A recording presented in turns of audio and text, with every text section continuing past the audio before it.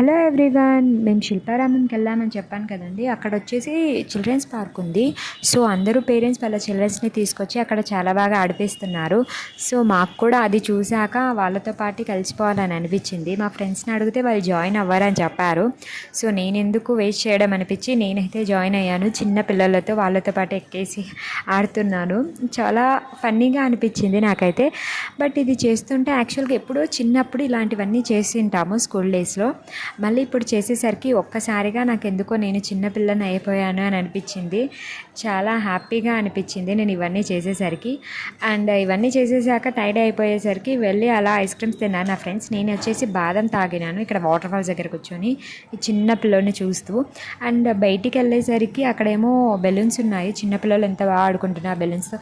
ఇవైతే కొనుక్కోలేము బికాజ్ మా దగ్గర ఎక్కడ పెట్టుకోలేము కాబట్టి. అండ్ ఆ బెలూన్స్ చూడండి ఎంత కలర్ఫుల్గా ఉన్నాయో.